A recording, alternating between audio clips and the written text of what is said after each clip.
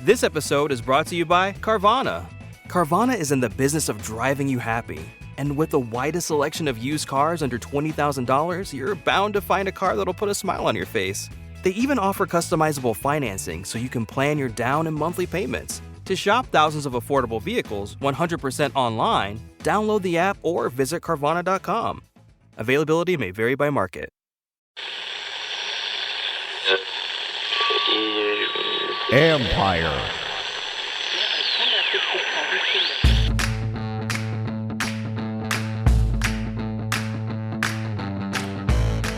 Hello and welcome to my podcast. Do me a favor and subscribe to the John Con Report wherever you get your podcast. And you can see us on YouTube. Go to Empire Media, AMPIRE, like button, subscribe button. You know the drill. Today, I'm joined by the voice of the Washington Commanders and a host on ESPN 630, Bram Weinstein, as we rehash Washington's 23-21 preseason opening loss to the Carolina Panthers. We dig into everything. Carson Wentz, a fumble by Antonio Gibson, Brian Robinson's good day, the defense, and Sam Howell, and much more. So stick around as I'm going to be joined by Bram Weinstein, again, the voice of the Washington Commanders. Here we go.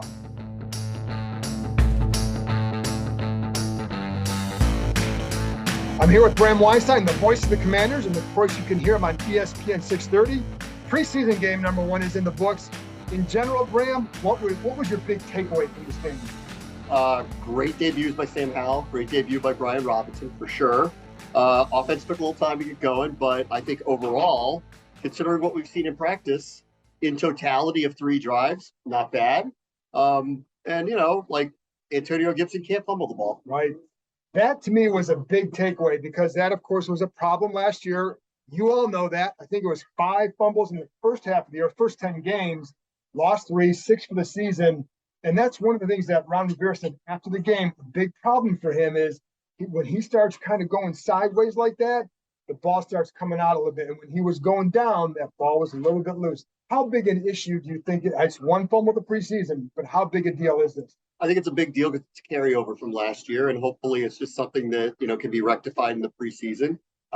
He did an interview in the locker room and, said, I can't do that, and he took responsibility for it. And it is a big deal. Turnovers are a huge deal. They outgained the Panthers. I mean, this is weird because, they had 3 quarterbacks playing the first half, so it's really weird. But, Washington outgained him in the first half. We're trailing at halftime. Why? Because he turned the ball over twice. I mean, that's the NFL for you. And the margin for error is so slim, you can't have turnovers. And, if nothing else, putting in Robinson, that happened on purpose. That was a signal. We're not going to have this year. And you saw what Robinson can do. And they have answers. I didn't think they really had another place to go when this was happening a year ago. They do this time around. So he's going to have to fix it. I like Robinson. And to me, today, what he showed was that ability to set up his blockers, patience, and Ron Rivera talked about forward lane. You saw that always seemed to get extra yards. What jumped out to you about him? Sometimes it's just a feel, and it's so hard to know in practice what's really going on, because they're playing each other. They know what each other is doing. It gets repetitive, and it's just kind of hard to know. And we're kind of gleaning things off of, well, I saw the running back coach say this thing to him, and therefore I'm making a conclusion that that's something he needs to work on. And then they just need to get into the game. And I think it's kind of, it when you see it. And for a first impression, this guy knows how to play running back. I was worried the way he runs, at least in practice, he's too upright. He's either going to get blown up or he's going to fumble or he's not. But he got the head lower, right at the moment he needed to. He said to us afterwards, I was in the locker room with him, and he actually said, some of that stuff might look pretty, but I messed up a couple of places where I didn't set it up the right way. What's different about him than Antonio is he's a pure running back coming from an offense that has produced a lot of running backs in the NFL. So just off first impressions, I think he's ahead of the curve. And I think that's a good sign for them because, listen, I'm not down on Antonio. Obviously can't keep fumbling. I'm not down on him. But, the reality is they put too much on him a year ago. Either way, someone needs to spell him. And this was a good first sign, I think. With Antonio, and I'll ask you, my little 2 cents on that, because Ron Rivera, when he came in after the game and said he's got too low, running lower in the shoulder, and he was pleased with how he went back and responded to that fumble. it's the same stuff we heard last year. Yeah. Is that something to be at least, is it concerned or pay attention to even more? I think this year, what is different is if this continues, he won't play or not as much. Like I think last year, I don't think they had much of a choice. And some of that was decision making with the roster. Like Jared Patterson actually looks a little different to me this year, whether he makes the team or not, because of numbers, I don't know. He looks a little different. But last year, when he was starring at this time of year, I felt like a mistake was made when they let Peyton Barber go, that Patterson needed another year. Don't get fooled by what's happening in these preseason games, especially against all the backups. Like develop him for a year, but keep the veteran. And I think they would have leaned on Barber more last year. I don't think they had much of a choice.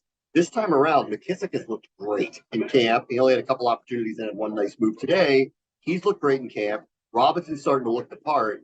I think they have options. So I think this time around, if this continues, and hopefully it will, but if this continues, I think he'll play less. And I think they'll feel comfortable with him playing less. And I think to McKissic's point, what also helps that package is having multiple receivers. You can go into maybe more 3 and 4 receiver sets that keeps McKissic on the field. So you can not even just having another running back, it's having other options as an offense in general.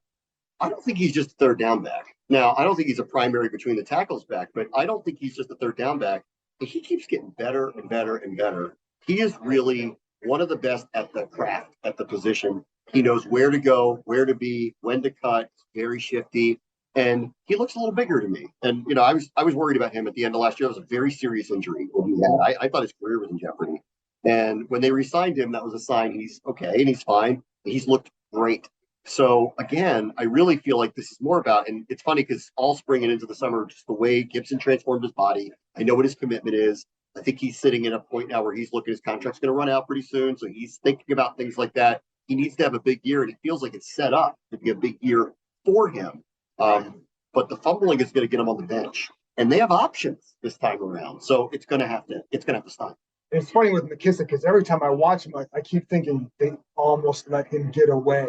They really messed around too much with that bridge deal. But he is so important, and you saw that on that little cut and run. It was a like 15-yard gain, I think it was. Yeah. But it's that quick cut ability that just separates him, I think, from other backs, and also picking up the blitz, who he's done a pretty nice job with. Yeah, he's like the real life version, like of a Madden player. You know what I mean? Like I watch him. He's like a video game. Like he just kind of knows where to go. He's kind of a cheat code a little bit, and he can pop them off every once in a while. He's an extraordinarily underrated player. I mean, not here because we've seen it, but because this team has had the record that it's had, so nobody's really paying attention to them. Like, he's got like behind Alvin Kamara, the most receptions of any running back in the NFL over the last couple of years. Like we know this because we're following him. He keeps getting better to me. He's someone that is getting better at the craft. And I hope he doesn't get lost in all this because between Dotson, McLaurin, Samuel, who that was nice to see him out there and running around, Cam Sims, De'Ami Brown, even Dax Milne, Gibson, Robinson, like there could be games where he's not incorporated very much. And I think that's a mistake. Like they need to find a way to incorporate him. He is a difference maker for them. We're going to get to Carson Wentz in a minute because that's the quarterback. We always got to talk about him. But you brought up Curtis Samuel, so let's go there. What did you think of what you saw? Limited sample size, but what did you think? Limited sample size, but what I really liked and what was noticeable to me was, and I think this is where he is going to, I think, help them the most. Forget catching the ball or making the plays. He's going in motion every play. Why is he going in motion every play? Because the other team has no idea how he's going to be used.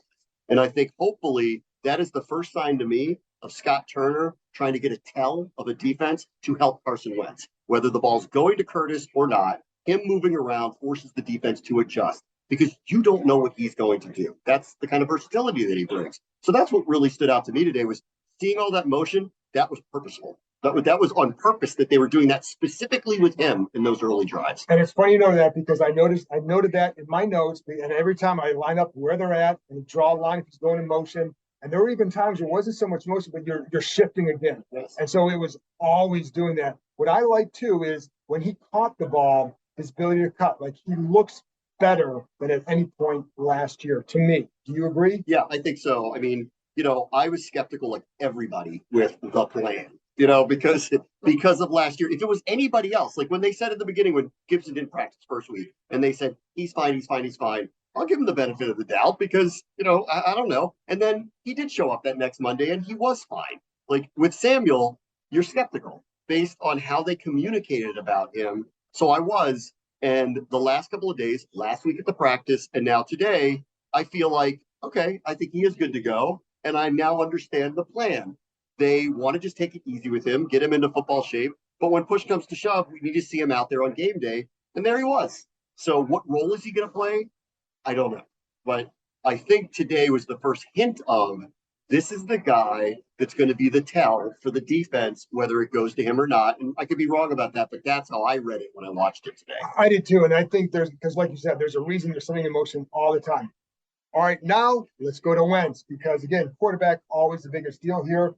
First chance for us to see him in a game action. What did you think? Two things I really liked. Completion percentage, 10 of 13. It's hard to complain about that. He did try one deep ball to Dotson that if it wasn't for a hold, might have been a touchdown. So that wasn't exactly inaccurate either. There was one that was short arm to Terry, I think was a deeper pass. So, obviously there's stuff to do here, but I think it was good for him. I think it's something for them to lean on. I think it's something for them to back up and say, see, we told you, like, it's not as bad as you guys are portraying it. So I think that was a really good sign. And those were the Carolina starters out there. And I think they have a very good defense. So I think that was a really good start for him. And the other thing I would just say is, and it's all short sample size because it's so hard, to make real judgments about it. But, Carolina walks down the field, takes the lead. Their first after a 3 and out. Their second drive's a fumble. They score touchdowns, 10-0. That was some resilience. They turned around. We haven't seen them have a drive like that in practice or in that scrimmage in any of the drills the entire camp. And all of a sudden, when, there's a live team out there, that was really refreshing and reassuring. And they walked down the field and scored a touchdown. And so I think that was a really, really, really good sign that they showed resilience and he headed that. Like, he never looked nervous to me. The confidence wasn't there. There was a couple times where I could nitpick and say, he's got to get it out of there faster. You could see it. But outside of that, I think for a debut, I'm pretty pleased. And, trust me, we've talked about this a lot.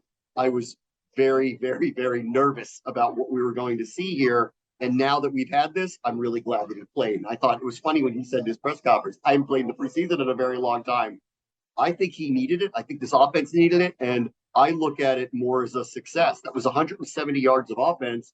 If it wasn't for 2 turnovers, I don't know. Would they have been leading at halftime? Would they have had a couple of touchdown drives? Would you have felt differently about it? I don't know. Well, and for me, it's always been, I do buy into this is a process. And I have been saying that I haven't been freaking out about anything from practice because it's great. It's a new situation for him. There are a couple of times a day we can tell, like, okay, getting used to certain guys, getting used to Armani Rogers on a play, or maybe the ball is just a little bit off. I'm not going to quibble on that kind of stuff because that stuff that can work out. And you get Logan Thomas in there, it becomes different. You get John Bates or Cole Turner in there, it becomes different. I think the other thing is too, what you see is when it's tight in the pocket, he's got that ability to just, without getting your feet around, get the ball out here on the side. And he can change the trajectory. That's the stuff that worries me. It is the stuff. Well, that stuff, but sometimes that's going to be a good thing because he has an ability. Sometimes it won't. And it's almost like depends on what the results of the players were at that time was good or bad. But I think overall it was a good showing for him, a good first step. Yes, no doubt. No, I think it was. I do. And, I was as skeptical as anybody of what's been going on here. Forget the baggage stuff with the character assassination stuff. I've seen none of that. And I actually I don't even in our short experience with him, I don't know where that came from. Honestly, that feels off to me. But the accuracy thing is real. His decision making at times, especially on plays that break down or slow developing plays, is real. His looseness with the ball is real. We've seen a lot of the inaccuracy in practice. I'm with you. I don't want to dump all of it on him. They've had moving parts in the offensive line for 3 weeks. These are all new receivers to him too. Terry McLaurin wasn't there in the spring. Now the tight ends aren't around. The ones he was working with weren't playing. So I want to be fair to him. And for a first go, the lights go on. I thought he was pretty good. For 3 drives, one of them isn't his fault the way it ended. And the third one, they walked down the field and scored a touchdown. I think for a first go, I'm pretty pleased if I'm Scott Turner. I also think this offense is definitely further ahead than it was under Ryan Fitzpatrick at this point. By a good amount because that was obvious in the spring. Right. And that's what I'm saying, because where you also see Carson in practice, in some of the games, you're motioning guy to get to a different spot because he knows where this guy's supposed to be. I think the other point that Ron Rivera made is, and this is like, it sounds like a small thing, but it really isn't. It's a big deal for them because it gives you more time on the line, getting in and out of the huddle in a timely fashion. It means you're processing the play, relaying the play on time and in a good rhythm to get out of the huddle and get more time at the line. It's an operational thing. That's a big deal to me. Yeah, I think so. I think there's a lot of moving parts here. I think we're a long way away from knowing who the starters are here, or a long way away from knowing what the offense looks like here. I'm very hopeful that they start getting some of these offensive linemen back soon. So I think it's necessary for them. Hopefully, Cole Turner will get back so he can get some reps out there in the preseason because they're going to be relying on him early. So outside of that, I agree with you. I think all of this is good. And more than anything, the reassuring part is when you do see them out there, you do recognize they have a different level of athlete playing the position than they've had in a long time.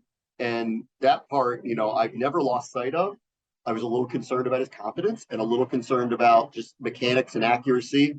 But if they can flip that light switch back on at some point and get him back to a place where he's really comfortable again, it's not going to be perfect. He might not be a top 5 quarterback. He's way better than what they've had. And if the offense is going to be at least dangerous, in a top half of the league offense, which I don't think is unreasonable to think they could be with their skill position people, then we're not putting everything on the defense to win the games for them. And we may end up playing the game in mid-January. This episode is brought to you by Brooks. When you're running in the wrong shoes, all you can think about is your own 2 feet and every single aching, irritating, aggravating step. But with the Brooks Glycerin 20's innovative, nitrogen-infused DNA Loft V3 cushioning, you'll experience ultra-soft strides so you can focus on what really matters, the run. Learn more at brooksrunning.com. This episode is brought to you by Simple Mobile.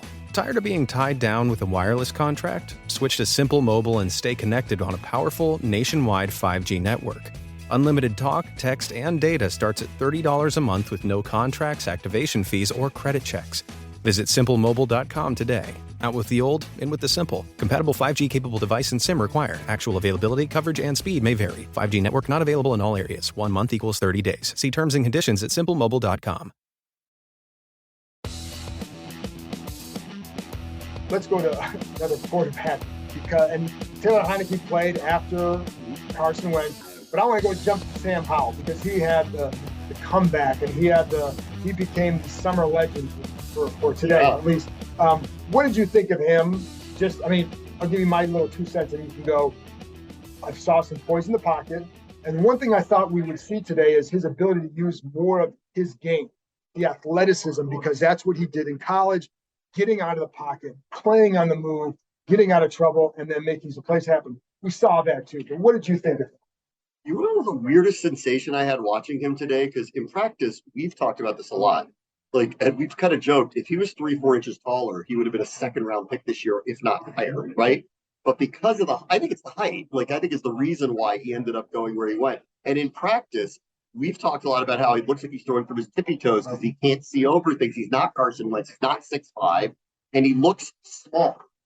Well, the oddest thing happened today out on the field. He looked bigger to me. I know he's not, but you said this about Zach Pascal, the receiver for the Colts, where you're like, this guy's 6'2", but he plays like he's not, like he's 5'8" or something. Sam Howell is, I don't know what he is, 5'10". I'm 5'9" and a half. I'm into the 5'9". I'm taller than him. Yeah, I'm seeing almost eye to eye. Yeah, so I'm 6 feet tall. I'm taller than him. So he's 5'10", whatever it is. But he actually, today, he looked bigger to me. I don't know. Maybe it was just, I don't know. Something about that was really odd. And I liked all the poise, obviously. Clearly against third stringers, but he's playing with third stringers. But against third stringers, this isn't too big for him. The guy's numbers speak for themselves. He broke a program record for passing yards, program record for passing touchdowns, single season record for passing touchdowns. And last year, because all those NFL players like De'Ami Brown weren't on his roster anymore, he was asked to run a lot more than he did. Saw that today. So poise is there. And anybody's going to bring us back from 14 down in the fourth quarter, I don't care what the circumstances are. You're a winner in my book.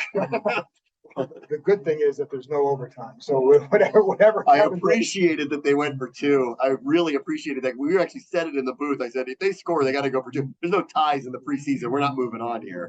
And obviously, to be clear, there is not a competition for the second job. This is Taylor Heinicke's job. No, I don't think so. Job, and Carson Wentz is clearly the starter. Nobody's disputing any of that. But I think it's always fun when the young kid can come in and make some plays and energize a little bit. When you say you have a quarterback in development, I mean, we've had plenty of these in recent years. Steven Montez never looked like that. Cole Kelly was here, never looked like that. And you can name a number of players that have come through the years, never looked like that. There's a reason why this guy was a draft pick and could have been a very high draft pick at one point in his career. You saw that today. So what we have in development is promising, which I think is different than the project quarterback who may one day shock you and play in the NFL. I think if you watch this today and you look at his background and you hear all the things you hear about him from his ex-coaches and all that stuff, I think you know that there's a possibility he will be a starting quarterback. It's just not going to be here right now, for sure. Well, yeah, and I think too, from my end, I think if they can develop him into a solid backup, that's a big win. I agree. So I'm not looking at him as some sort of future starter. Certainly not at this point. But if he can develop, because that's the whole thing this year for him. Can they develop into a solid backup? Because Taylor Heinicke's contract is up. So let's go to the defense, because a rough first series, third downs. What'd you make of that?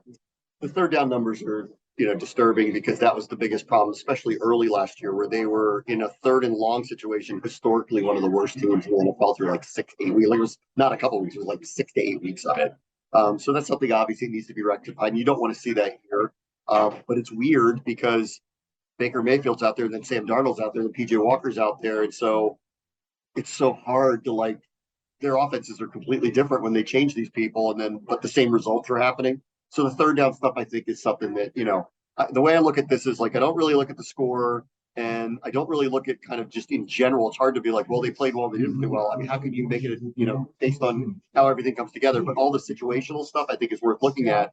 And it also, and granted, these are completely different personnel groups, but the Panthers walked out of the locker room, walked down the field, and scored a field goal. One for a couple of mistakes, might have scored a touchdown, walked down the field and did it. And then they came out in the second half, completely different personnel group, and walked down the field and scored a touchdown. So if I'm Ron Rivera, those are the two items that I'm emphasizing to my team. Third downs, we went through this, guys. We need to fix this, whatever it takes. And the coming out of the locker room, why are we starting slow? Both halves starting slow. And then for me, preseason's about learning, right? So, for example, that touchdown that Carolina had off the fumble, and Kendall Fuller was in coverage on that side. So I'm talking what do you learn from a play like that in the preseason? Because you're seeing a team for the first time. So you had a formation that he said, the good thing about a play like that is that if you see this information, he knows that now I'm going to stay back a little bit. He got caught up coming a little bit too far inside. When he said, I should have recognized the safety's got to stay inside there. So he's got this area. I can stay back if I see that. That's what the preseason is also about, is learning, because they're not game planning. Yeah. They haven't seen that rep, but that's the beauty of the preseason. The other thing is the third downs is where my concern would be. There was one time, I think it was Cam Curl and Cole Holcomb, there was that pass over the middle. I think it was a 19-yard gain. And that's one where Cam it looks like man-to-man, and almost looks like Cole's in zone. The guy's crossing where either Curl is supposed to stay on that side, or Cole's got to go with him, one or the other. But Curl goes with his guy and Cole kind of stays there. Those are the miscommunications that have happened. So, but in general, do you feel like they recovered from that? Or would you look at them and say, I think so. Yeah. Little things that I noticed, and this is not a surprise, David Mayo in coverage is going to be a problem. David Mayo in rundown is going to be fine, but David Mayo in coverage is going to be a problem. That got exploited a little bit today, but that's not something that didn't really know. And there's one other thing, if this happened in a real game, there'd be a cost to pay for it. Shakatoni's penalty at the end of the game is unacceptable. Really, here's the thing, you can't hit anybody in the head anymore. That's widely known. I watched the presentation that the NFL just recently put out about rule changes and emphasis on rules, and I was glad to see it happen here. If you touch somebody in the head, especially a quarterback, literally touch it, they blow a play dead, which is what they did. So we're just telling you right now, play's over. That's it. And that was a 15-yard penalty with under a minute to go, up one. There is with Chase Young, we don't know how long he's going to be out. James Smith-Williams is probably starting in week one, assuming health. Casey Tuhill looks really good on passing downs, actually, is probably a primary backup. But there are a lot of guys that are fighting to be on this roster on day one. William Bradley King, Daniel Wise, F.A. Obata, and Shaka Toney, who had a couple of really great moments. And then he had one that you can't take back that loses a game for you. And I don't know if they would have converted that third down anyway, but he didn't give them a chance. And then they got to run the clock out and kick the field goal. Like, it's not a big deal because no one's going to remember it. It's a preseason game. But if that happens against Jacksonville in week one, then what are people saying? Ron Rivera, Jack Del Rio will remember that. That's right. I think they will. So that's a big deal to me, especially for someone who he's trying to make a team. That's a very competitive, because of Chase Young's absence, that's a very competitive spot. The only other thing I think I would point out, who was the safety who just got here that was hitting people? Parker? Yes. Yeah.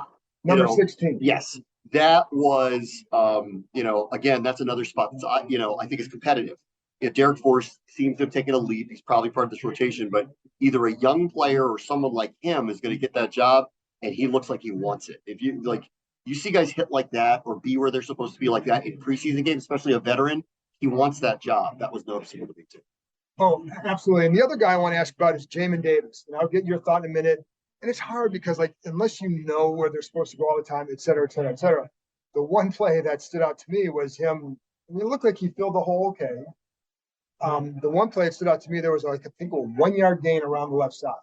But the way he met the linebacker in the hole, he was aggressive to the hole. He met him a yard or so deep in the backfield, forces an early cut. And maybe I'm trying to look too hard for something to say, hey, this is a sign of his growth. I don't know that we can't go there yet, but it was at least a good play where you say, okay, good job taking on the blocker.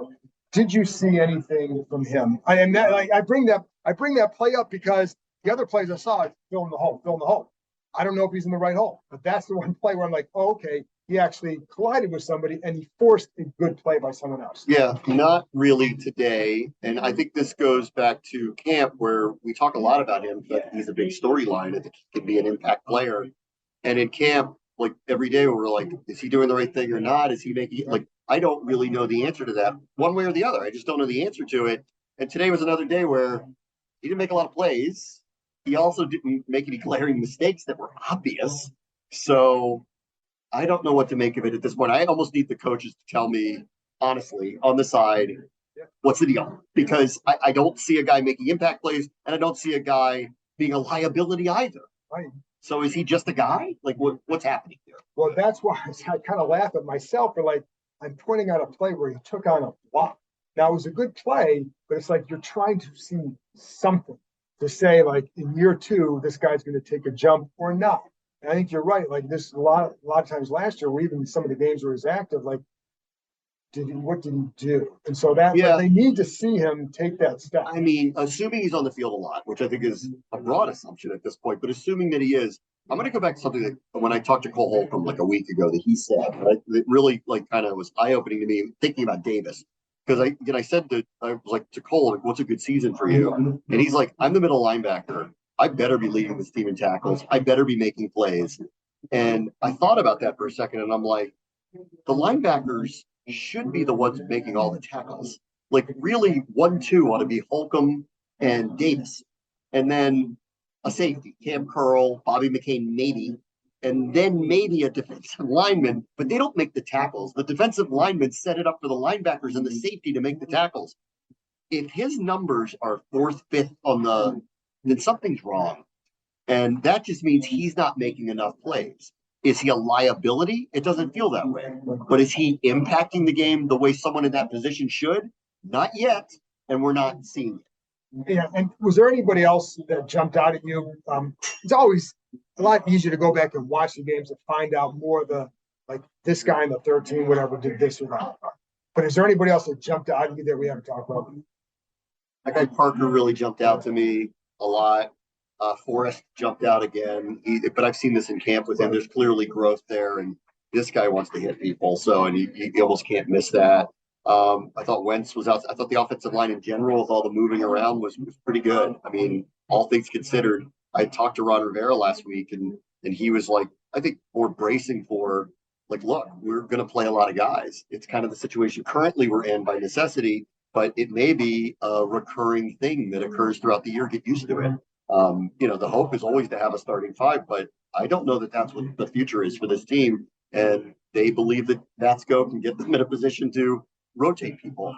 And so, I think all things considered, the offensive line didn't break down very much, and Wentz had time, and Howell had time, and Heineke had time, so like that was promising, because I was, after the first couple of weeks of practice, that wasn't pretty, like what was happening with the D-line versus the O-line. And the one thing they kept saying that Ron Rivera would always talk about is that when they put the pads on, the linemen can be more aggressive going after the D-line. And it felt like early on they were absorbing too much, which led to pressure. I also think it'll matter when Chase Rouillet gets back. I agree. Yep, I think so, and I don't know when that's going to happen. Like, I don't know what the plan is with him. He was out in warm-ups today. We knew he wasn't going to play, but he was out in warm-ups today. So they're getting him, ramping him up, and does he need to play in the preseason games? Maybe not, and then, like, what's the plan for the third one anyway? Is anyone going to play? Like those typically are the days that all the backups who are trying to make the team end up playing most of it anyway. So he may not play till week one. We'll have to see what next week looks like. But I think the offensive line it's my biggest concern really going into the season. Hopefully some of these guys will come back. Tight ends too. Hopefully these guys will come back and that will feel a little bit better. But I think actually for game one, I actually feel relatively good about what I saw just in general. Yeah, and last thing then, looking out here, and it's still weird for me. Commanders in the end zone, Commanders along the side. Yeah. It still feels weird. How was it calling a game? So I wanted to think about this before the season started. Was I going to change my touchdown ball? So I've started as Washington football team. So, it was touchdown, Washington, because what else was I going to say? And I thought about this through the offseason, like, should I change it? And it just felt natural just to keep it. So I did. But throughout the game, I wanted to emphasize, say Commanders over and over and over. I want to get used to saying it. And it was awkward really at first. And then by the third quarter, it felt normal. And then, I thought was really strange was hearing the marching band all of a sudden again and playing Hail to the Commanders now, Hail to the Redskins. They're in preseason too. Someone needs to remind them. You cue them after the extra point or after the 2-point conversion. So we'll work out the kinks there. But I actually enjoyed hearing the song played again. That was really nostalgic for me. But it's different, And I remember last year when we were in New York, week 18, we were in New York. And looking down on the field, I remember thinking, like, this is the last time I'm ever going to see them look like that again, with that jersey and the helmets and they looked really different. I mean, that helmet is different. I like it, but it's different. The jersey's way different. Way different today. It says Commanders in bold at the end zone. Like, we are really in a different time. So it's kind of get used to it, and I think it'll settle in. I think if they win, it'll help too. So, yeah, that'll help a lot. Bram, thanks a lot for joining me. We'll be back next Saturday after they play the Kansas City Chiefs in Kansas City. You going? I am not going. You're like a barbecue king. What are you kidding?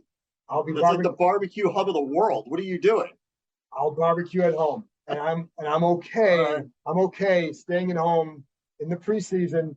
Got to save my energy. You want me to mail you some ribs? I'll be making some on that Sunday. All right. So trust me, you brisket or ribs on that Sunday. Yeah. But anyways, we'll be back after the Chiefs game to talk about that game. I'll be back on Tuesday to wrap up practice. They have a Monday afternoon practice, but the Tuesday one will be the bigger deal. So wrap it up then. Bram, thanks for joining me. Thanks. This episode is brought to you by State Farm. There are some monthly expenses you just can't get away from, like insurance. You might be looking at your expenses thinking you're going to have to pause on your DIY project, stop collecting vinyl, or even give up your daily coffee fix to have great insurance. Talk about a nightmare. It's a good thing State Farm knows everyone has a budget, and they have a range of options, like insuring your ride and your home with surprisingly great rates on both. With State Farm, you can also personalize your policy, so you get the coverage you need at a price that lets you keep up with your projects, add to your vinyl collection, and continue to enjoy your coffee habits. So forget about giving up what you love to have great insurance. For surprisingly great rates, like a good neighbor, State Farm is there. Call or go to statefarm.com for a quote today. That's it for this episode. I'll be back on Tuesday as Washington resumes practice this week. They'll have a 3 o'clock practice on Monday. We're going to do a next practice report. Will be after Tuesday's morning workout. Talk to you next time.